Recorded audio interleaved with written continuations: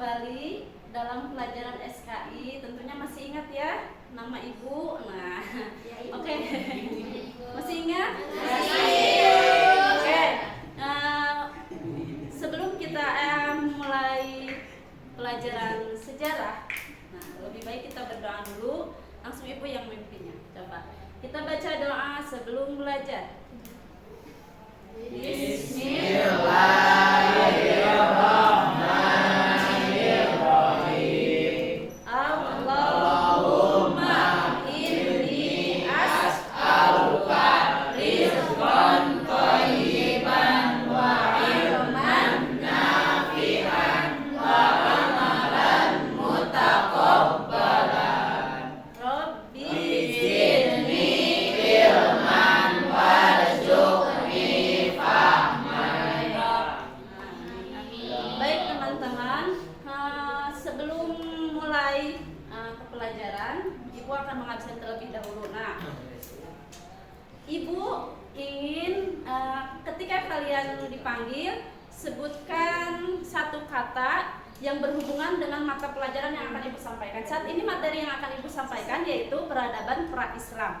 Nah, berarti hubungannya dengan kota Mekah, Madinah. Nah, kota Mekah ya, tentunya kalau Madinah kan dulu Nabi kan udah hijrah. Nah, dengan kota Mekah. Jadi setiap ibu panggil nama kalian, satu kata untuk kota Mekah apa? Siap?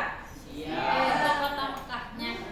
Ya, ada apa di sana gitu? Yang menurut kalian apa sih? Yang kesan-kesan kota Mekah atau mendefinisikan kota Mekah itu apa? Satu kata saja. Siap ya. Oke, ibu panggil. Yang pertama Ajam. Indah. Indah. Afini. Masya Allah. Masya Allah. Azka. Subhanallah. Subhanallah. Chandra. Oh, ini pada dikir nanti. Dikat. Ka'bah. Ka'bah. Hebat. Heratunisa. Istimewa. Hikmatiyah. Ya, boleh. Maria. Impian. Tentu impian semua umat muslim itu ya, pergi ke sana. Muhammad Rahmat. Insya Allah apa ini? Insya Allah berangkat ke sana atau akan di sana. Najma. La ilaha illallah. Nizam. Kota. Oh, ya. Tahu kota? Bisa berhubungan dengan dari rukun terakhir umrah atau haji. Itu tahallul namanya. Jadi saya. Ya, sesudah sa'i kita melakukan tahallul. Nah, tahallul itu kan mencukur rambut. Ya, di dalam hadisnya kan sebanyak apa cukuran rambut itu, maka sebanyak itu pula dosa-dosa yang akan gugur gitu. Jadi kebanyakan. Jadi kalau perempuan Mantak dibotakan teh berarti biar dosa-dosanya makin banyak kan yang bergugurannya. Tapi ada juga kayak perempuan gimana ibu? Kalau perempuan sih kalau mau ya silakan, tapi kebanyakan kalau perempuan itu sedikit saja. Skinhead. Ya, sebentar Nur Syahidah. Suci, Masya Allah. Wendy. Hotel. Di sana ada hotel terkenal namanya hotel apa? Hotel Ajwa. Zam-Zam. Jam-jam tower itu pas Bandung Salam. Nah, ada gambar ininya tahu jam yang paling besar yang nah itu namanya itu hotel jam-jam tower. Kemudian Revalina. Ketenangan Masya Allah. Benar, di sana nggak ingat dunia, nggak ingat harta. Silmi. Air jam-jam, Masya Allah. Jam-jam Silva. Jam-jam apa yang bisa? Kota yang mulia, yang suci ya. Sulaiman. Istimewa. Tadi sama siapa Ica? Sama Ica. Aduh. Nggak konsentrasi nih. Panas ya. Tapi musim dinginnya kalau dingin banget gitu. Kalau panas banget. Miftah. Satu kata untuk Onta.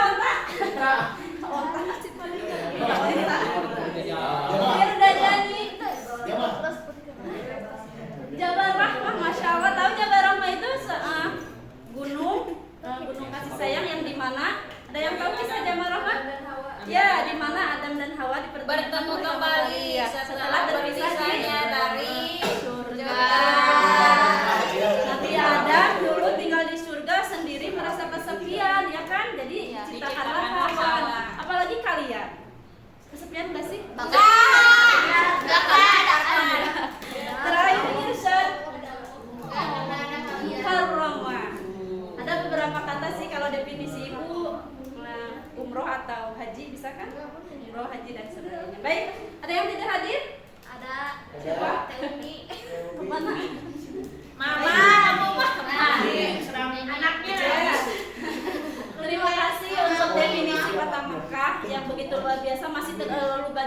kata yang akan diucapkan mengenai kota Makkah dan Madinah.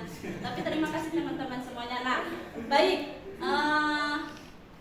Ya, masih ingat hafalan minggu kemarin yang Ibu sampaikan? Surat An-Naba ayat 1 sampai 3? Insya Allah. Kita baca dulu sama-sama ya. 1, 2, 3.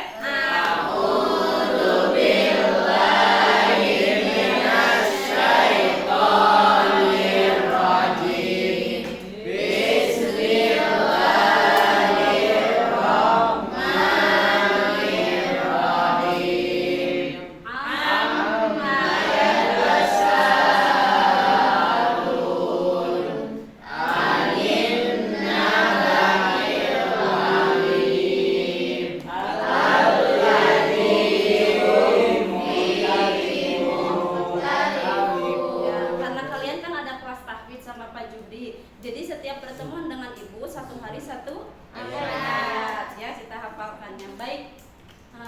Untuk selanjutnya, nah Ibu akan menghafalkan materi peradaban pra-Islam atau Mekah sebelum kedatangan wahyu dari Allah kepada Nabi Muhammad. Seperti apa sih peradaban yang terjadi atau bagaimana orang-orang pada zaman tahu disebut zaman apa? Kalau yang zaman jahiliyah atau zaman kebodohan. Nah, seperti apakah peradaban yang terjadi di sana? Baik, kita simak ya. Ini ada sedikit video berdurasi kurang lebih 5 menit, 4 menit ya.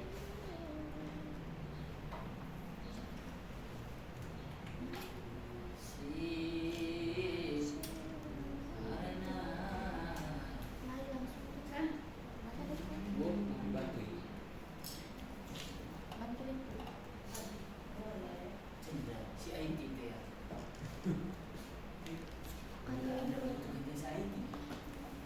Telepon saja si Dedi.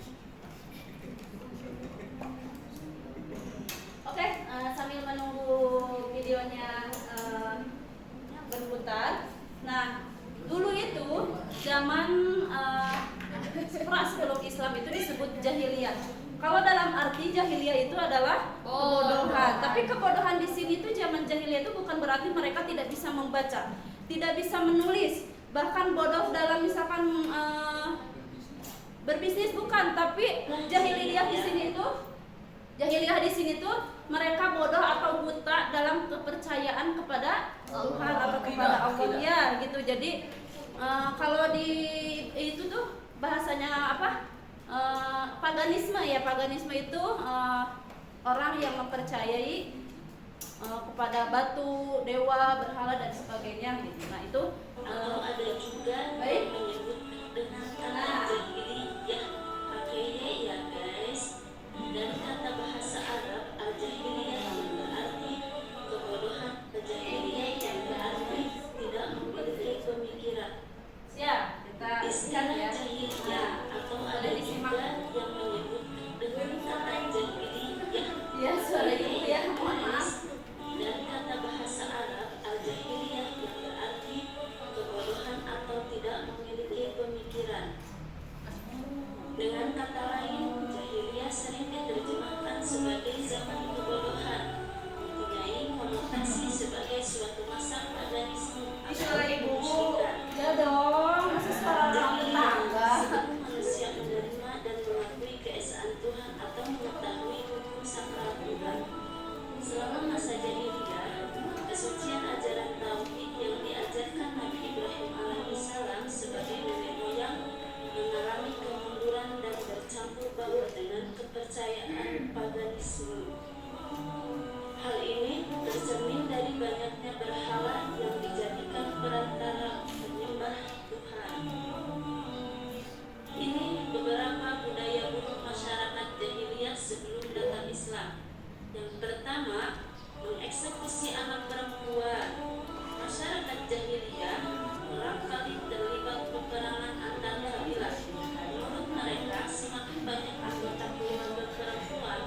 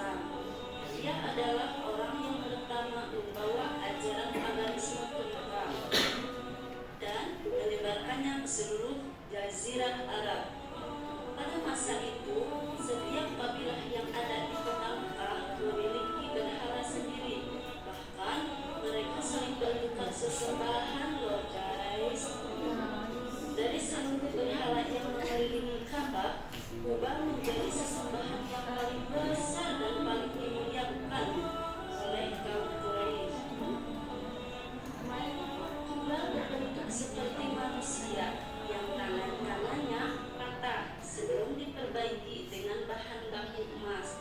Di hadapan Kubah, kaum Quraisy akan berputar-putar dan berdoa agar permintaannya dikabulkan. Selain Kubah, juga ada beberapa berhala yang namanya diabadikan dalam Al-Quran surah An-Najm ayat 19 dan 20, yakni Al-Lata yang terbuat dari batu putih persegi yang kemudian diletakkan di dalam suatu rumah yang menyerupai Ka'bah. Adapun Al-Uzza yang terbuat dari kayu pohon samurah milik Bani Kufatan yang juga diletakkan di rumah-rumahan layaknya patung Al-Lata. Sementara Manat berhala yang terbuat dari batu dan dibentuk menyerupai sosok perempuan. Kemudian pada masa Nabi Muhammad SAW, para berhala itu dihancurkan dan ini bukan menjadi tempat suci bagi umat muslim di seluruh dunia.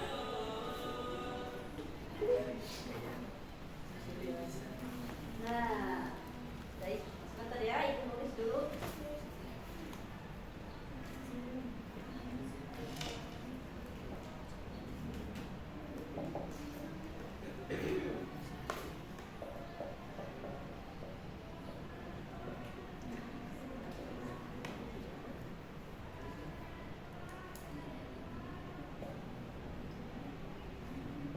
Oke, nah sudah lihat semuanya? Nah, ibu terangkan ya. Ada sebagian yang di sini mengenai tadi yang apa? Perzinahan yang terjadi itu menjadi 3 bagian ya. Nah, di sana ada al-ladha, kalau tidak salah itu perzinahan untuk memperbaiki keturunan. Seperti apa bentuk perzinahannya? Jadi di sini tuh ada yang anak berzinah dengan ibunya, kemudian ada ayah berzinah dengan anaknya, bahkan ada saudaranya. Untuk apa? Untuk memperbaiki keturunan. Karena apa? Karena kan kalau di Mekah itu kayak istilahnya tahu kabilah, satu kabilah. Jadi yang disebut kabilah itu satu keluarga turun temurun gitu, yang dimana derajatnya itu memang sangat dipentingkan dalam satu kabilah itu. Jadi jangan sampai satu kabilah menikah dengan yang tidak sederajat gitu, saking penting-pentingnya suatu kabilah. Nah, salah satu kabilah yang dipercaya di kota Makkah pada waktu itu adalah Bani Quraisy gitu ya. Untuk yaitu salah satunya keluarga Nabi Muhammad SAW. Mereka mempunyai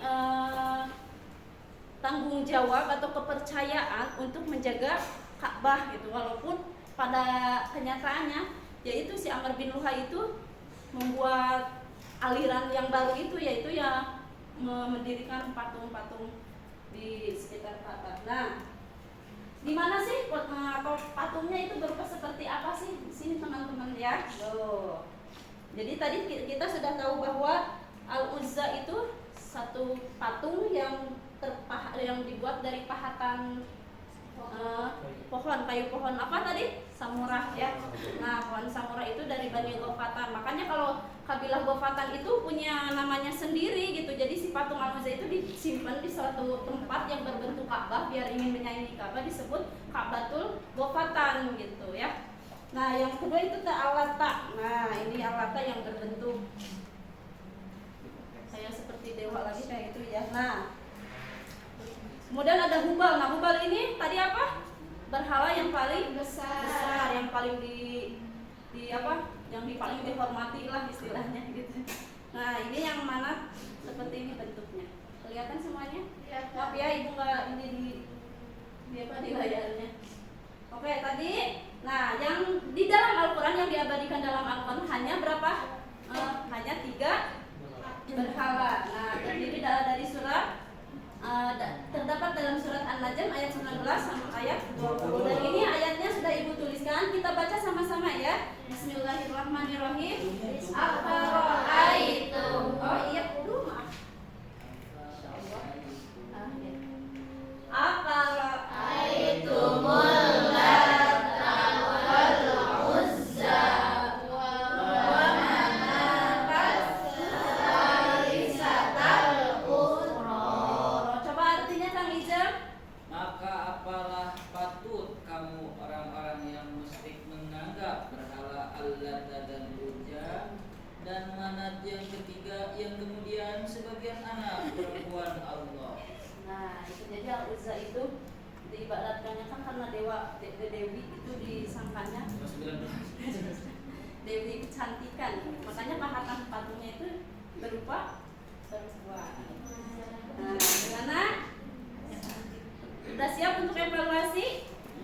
Nah, sampai ini ada yang mau dipertanyakan terlebih dahulu tentang materi?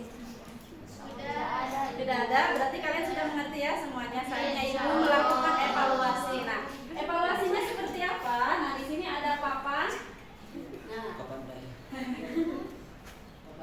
ini boleh dimatiin ya? Boleh. Karena sudah selesai. Nah,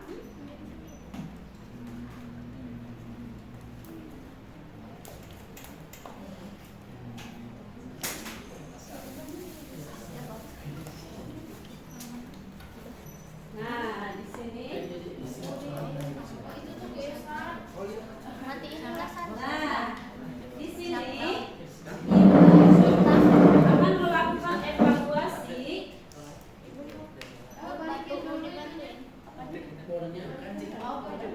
Bapak bisa. Nah, akan melakukan evaluasi yang disebut dengan papan hijrah.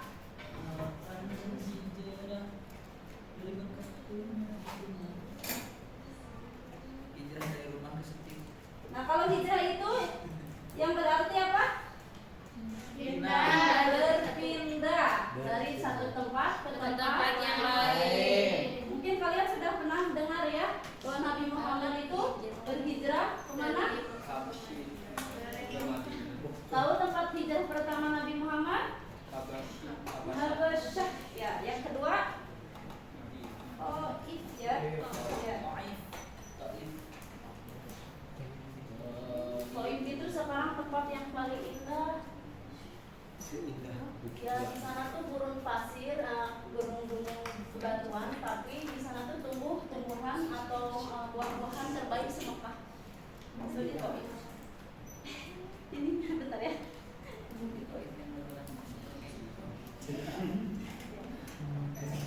Nah, di sini. Seperti apa evaluasinya? Nah, di sini. Itu Ya, udah. Ibu.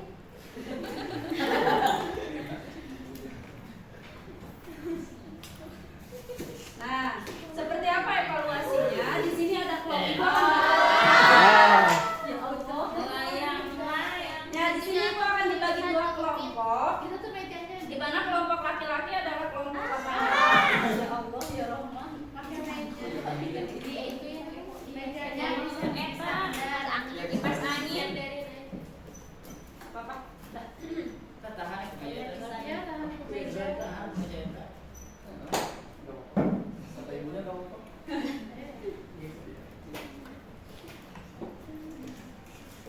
Nah, jadi papan hijrah ini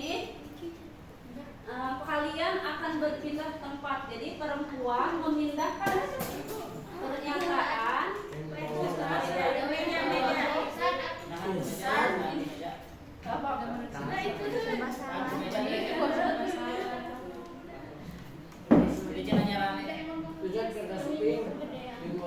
Itu gerak.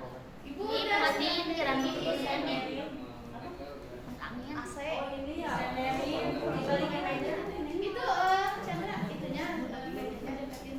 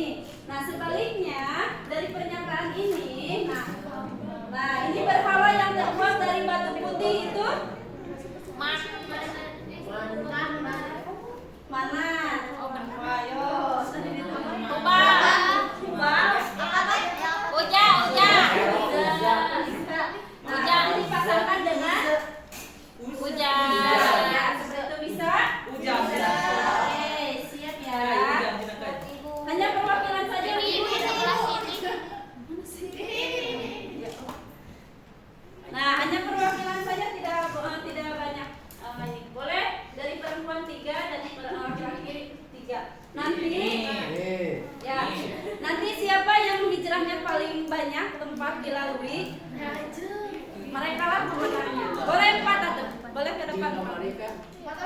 Ya, 4 orang.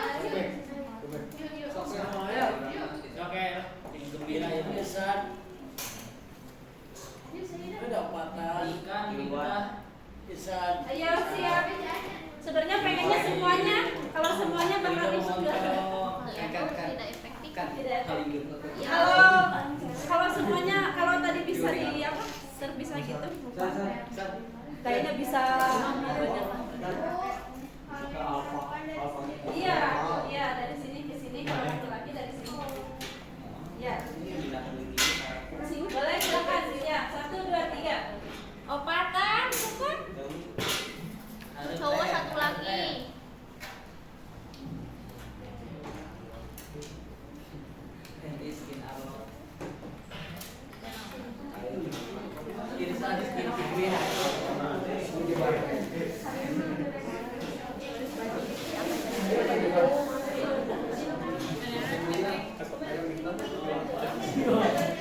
Ini kalau naik bus kan agak berjauhan. Gitu saya pakai skinan ada. Nah, isi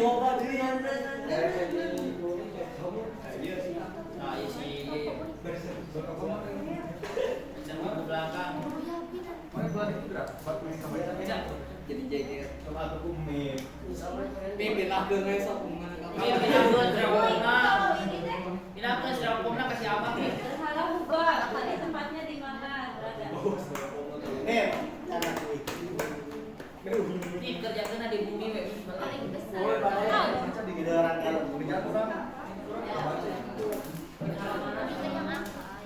Tapi yang apa? Yang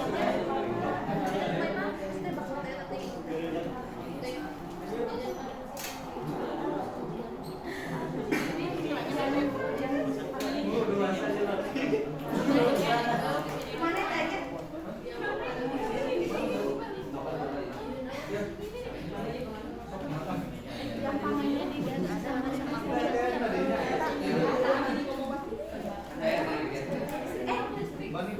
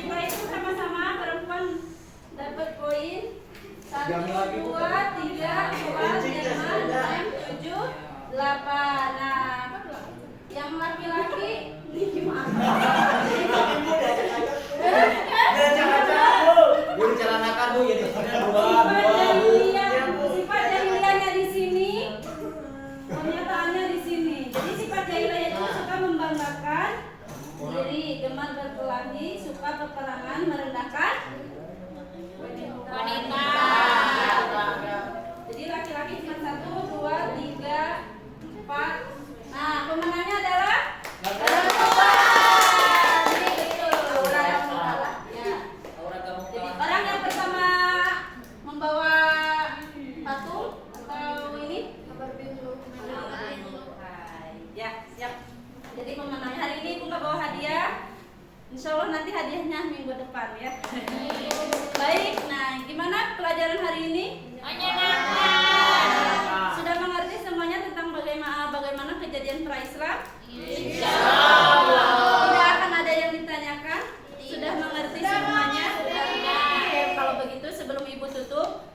kita bikin afirmasi dulu ya. Berdiri semuanya.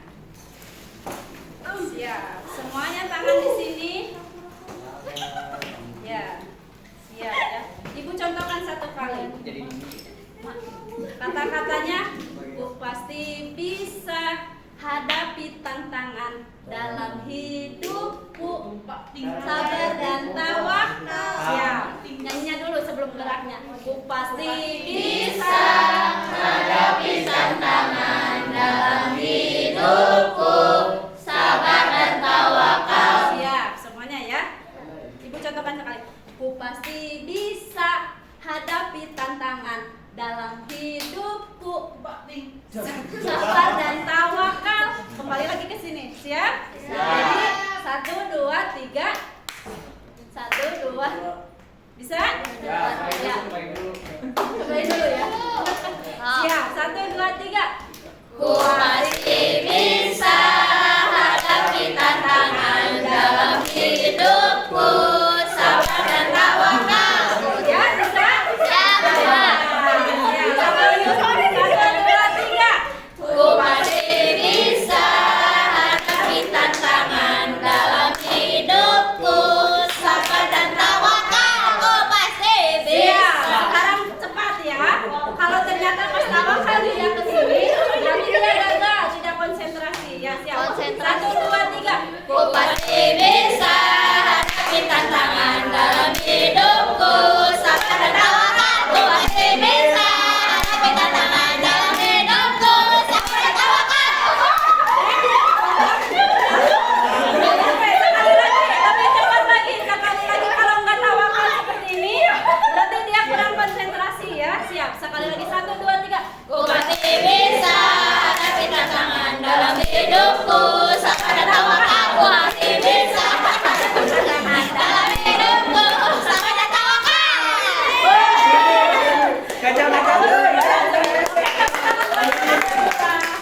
Terima kasih teman-teman. Ya, cukup sekian pelajaran hari ini dari Ibu. Mohon maaf ya, tadi sempat ada kekurangan beberapa hal. Sekian, terima kasih. Wassalamualaikum warahmatullahi wabarakatuh.